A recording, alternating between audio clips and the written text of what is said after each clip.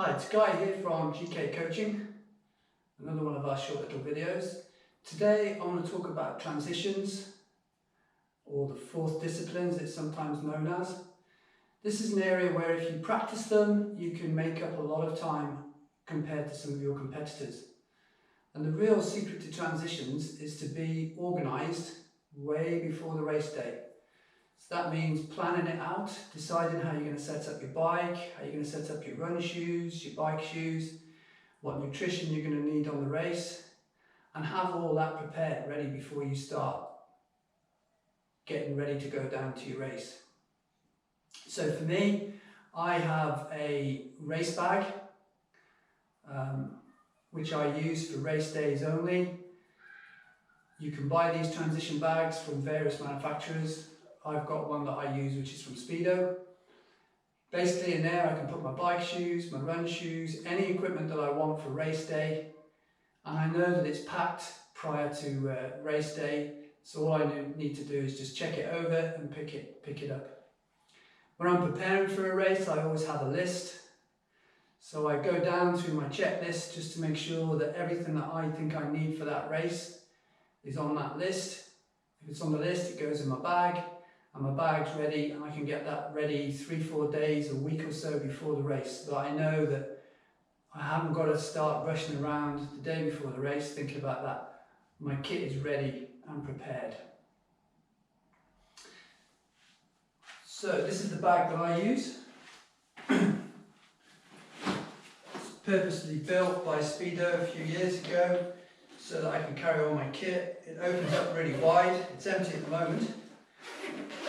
It opens up as a big wide bag, so in there I've got plenty of space for all my race gear, pockets for my cycling shoes or run shoes, whichever one I'm going in, using my cycling shoes in there, as I usually walk to the venue in my run shoes. And it's got some handy little pockets there just for keeping equipment in and out of the way. So that would be my race bag. That would be packed and prepared maybe a week or so before the race, so that I know that everything I need for race day is going to be in that bag. And that's everything from the nutrition I'm going to use on the race, to drinks bottles, there's handy holders here for drinks bottles, all that kind of thing. So there's lots of different brands out there, lots of different makes. You don't necessarily have to have a purpose-built one. A decent rucksack will do. You have to remember that most race venues now, or in fact nearly all under British Triathlon rules, once you've set your bikes up, you're not allowed to have these bags in the transition area. They usually have a holding area for your bags that you can put your bags into once you've taken everything out that you need for race day. So you sometimes see people going to races with big plastic boxes balancing on their handlebars. From my own personal experience, I've tried that and it doesn't, it just makes life a little bit more awkward. I much prefer to have this, everything packed, put it on my bag, on my back, and it's ready to go. A little hook there for my helmet, my race helmet, and some handy storage should I need anything extra like a coat or anything bulky that can go on the outside. So that's my race bag. Let's talk about the equipment that I usually take with me on race day. And bear in mind I've been racing a long time now, since the 80s, so I've kind of honed this down to what I really need, what I find is essential for whilst I'm racing, and just to make life a little bit easier for me. So in my bag I'll have my race shoes, so I know that they're ready. These are triathlon specific cycling shoes. I'll have a run cap or a visor. Okay, particularly useful on a hot day. You can, and if you're on a long distance race, you can soak these hats and keep yourself cool whilst you're on a long distance race. I always have a spare pair of goggles, because you never know when you're going to drop them or lose them.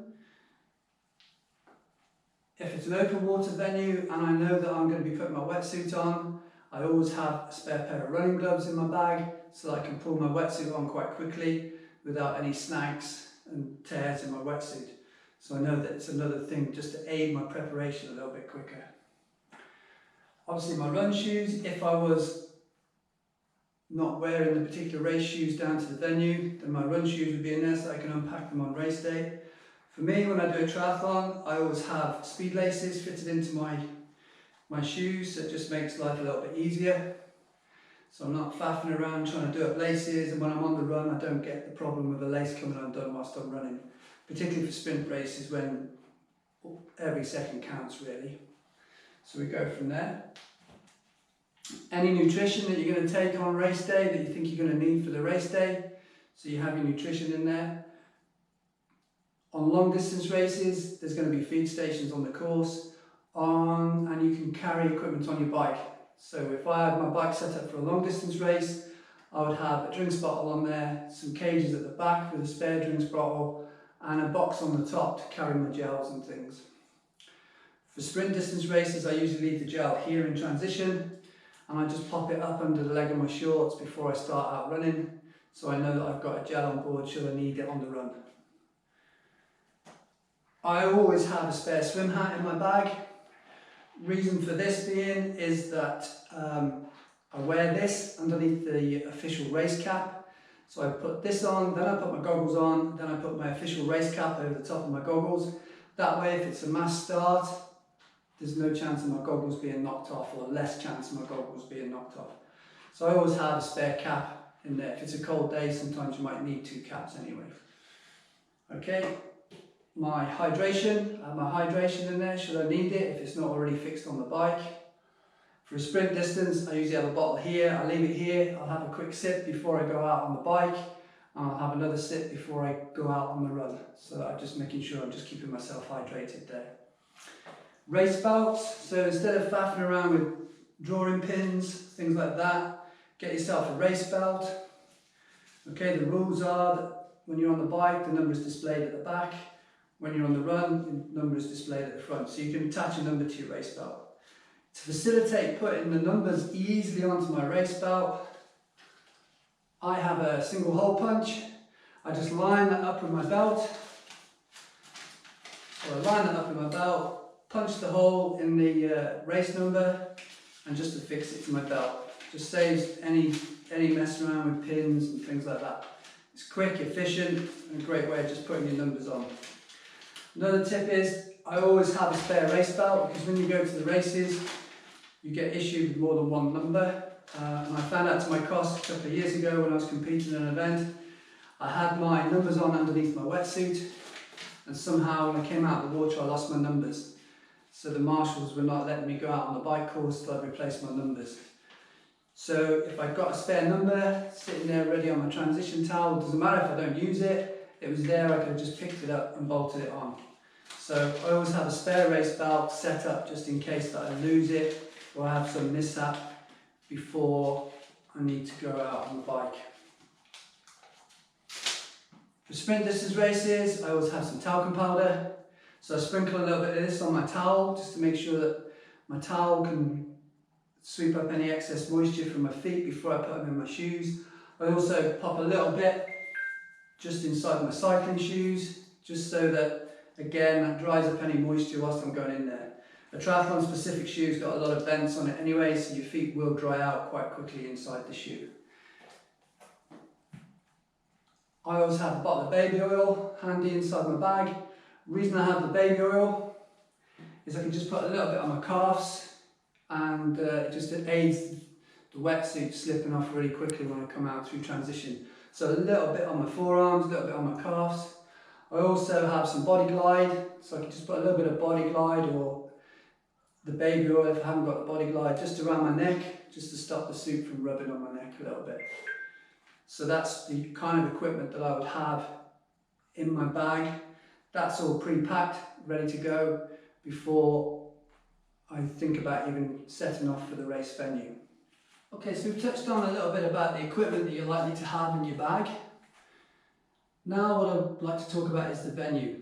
So, first thing about the venue is make sure that you arrive in plenty of time. Okay, it takes a lot longer than you think sometimes to park the cars. Usually there's quite a walk from the car park to the registration area.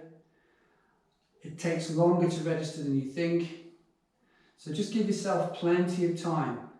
Don't end up rushing around trying to get everything in. Remember, you've got to pick up your race numbers. A lot of them now are tattoos, so you've got to fit those onto your arms and your legs. You've got to set your bike up. You've got to set your numbers up on your bike, and then you're allowed to go into transition.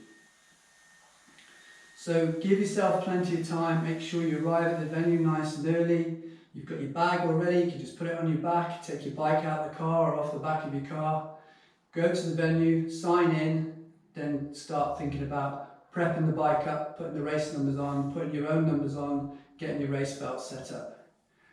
Okay, so that's the venue. Arrive nice and early in the venue. If you do get the opportunity and you can go there maybe a day or so before the venue, before the race day, take the opportunity to recce out the course. So have a drive around the bike course or even ride it nice and steady. Have a look at the run course, maybe have a little run out on the run course. Okay, so familiarise yourselves with things that you might need to know about on race day. Okay, so that's the venue. Arrive nice and early at the venue. Everywhere's different, all the organisers are different, so make sure that you've read your pre-information pack and that you get to the venue in plenty of time to set yourself up. Okay, next I want to talk about is the transition area.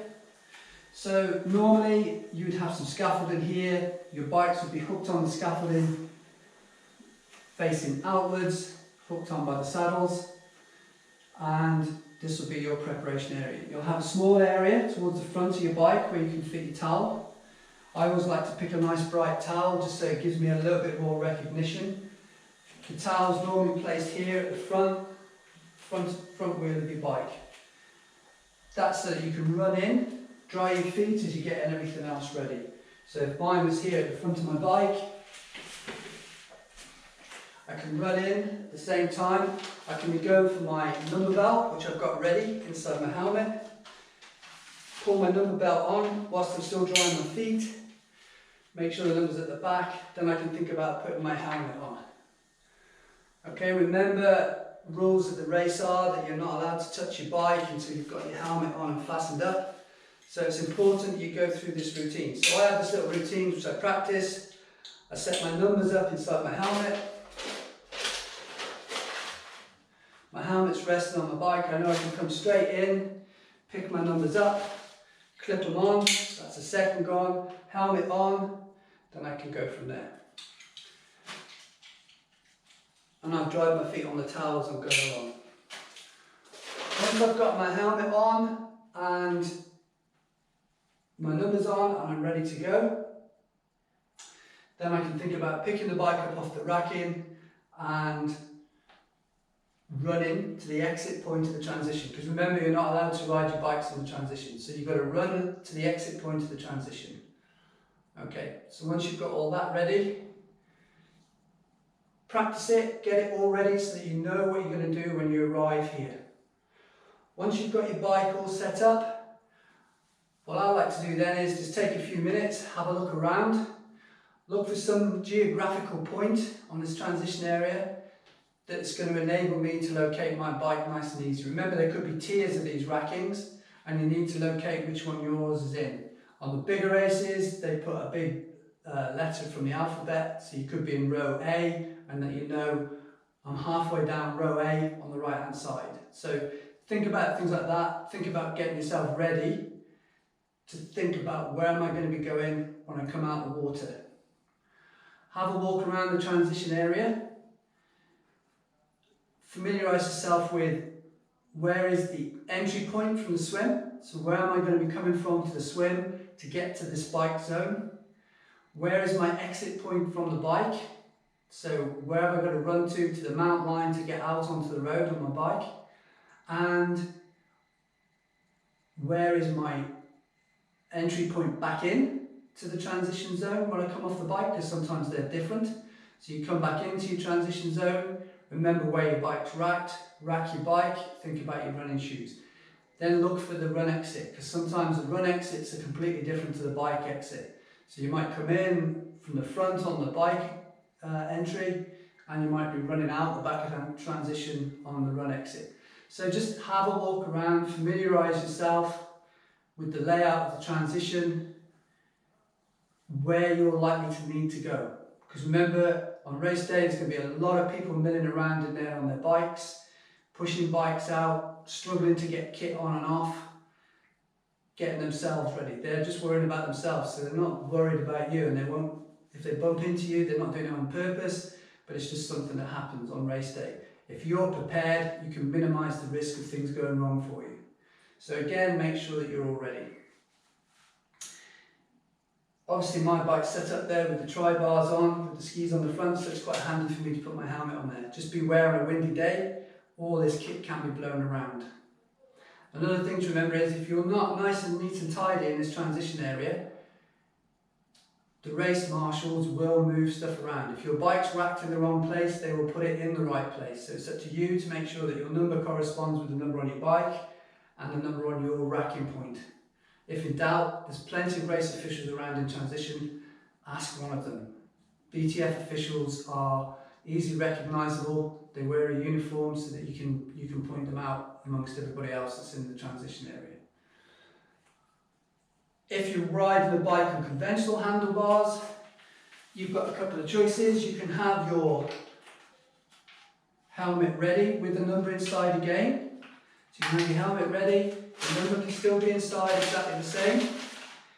And I also have my glasses as well. So for me, when I run into transition, I keep it on the towel, it's glasses on, race belt on, helmet on, and I loosen the ratchet off, so I left it purposely tight there. Have the ratchet nice and loose on the back if you've got one of those helmets that does that. Strap done up, and you're ready to go. You can always tighten this up on the road when you're back out on the road. So again, practice that sequence, do it in the order that suits you. Some people like to put their glasses on last. I like to get them out of the way.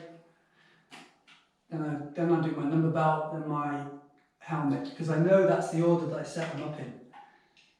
If you're not comfortable about leaving your helmet on the towel, you can always hang it off your handlebars. But again, that's something else that you've got to undo as you come into the transition area. But you can have everything hanging on there if you so wish.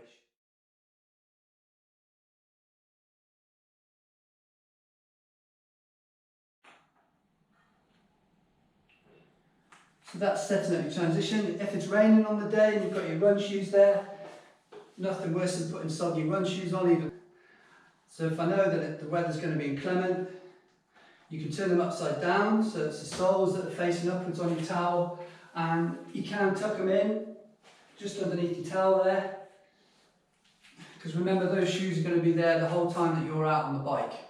Okay, so it's just another little thing about getting a bit of extra comfort when you come back in on the bike. My shoes are already clipped onto the bike. Running with the bike in transition jumps, starts and things like that, then we'll look at those on another day. Okay, so my shoes are already set up on the bike. If you've got a preference and you're not comfortable about doing that, you can have your shoes on your towel, jump straight into your cycling shoes, zip up and then run out in your cycling shoes. But just be aware, obviously it's quite difficult to run in cleats. If you're on a transition area which is in the field, which sometimes happens, and particularly if it's been a horrible rainy day, you can get mud clogged up in your cleats, which can affect you clipping into your bike. So you've got to think about those kind of things as well.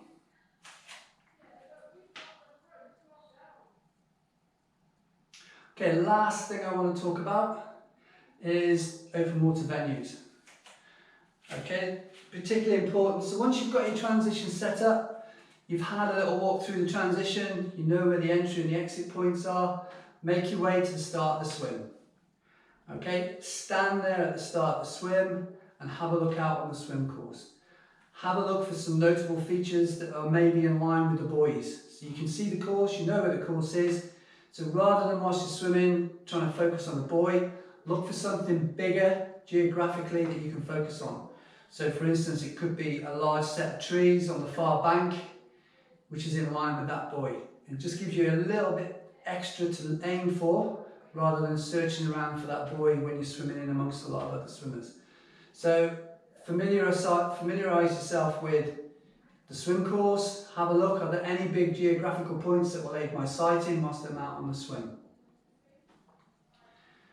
Look out for particular rules, so if you're doing like a long distance race, an Ironman race, Very often they are Australian rules types, so you'll swim 1900 metres, come out, run over the timing mats. There's a little run section that you have to go through, usually about 50 metres. Come out of the timing mat, go back in over a timing mat, so they're registering you in and out on the first leg of the swim. And again, remember where you've got to come from in relation to the finish of the swim. Where am I going to be running to? So have a look around then from, this is my exit point on the swim. I'm now going to walk back towards the transition and find my way to my bike. And rehearse it, have a few goes and say, right, this is what I'm going to be doing on race day. So again, it's essential that you give yourself plenty of time when you arrive at the venue so you can get set up. Last thing then is everybody else will be rushing around trying to get set up. You're all done. Now's the time to relax, take in the atmosphere. You've worked a long time to get to the start point of your race. So don't get all nervous about it. Relax, take in the atmosphere, look around, look at fellow competitors. Look at how everybody else is set up, maybe learn some lessons from that as to what you might want to do in the future. And then get yourself off to the swim start for the race. Okay, all I can say then is good luck on your races. If you want any future tips, then don't hesitate to contact me at GK Coaching. You can find me on Facebook, or you can subscribe and like this channel for more information on triathlons. My aim is to make you a better triathlete and endurance athlete through a program of running, cycling, swimming and strength and conditioning. Thanks for watching.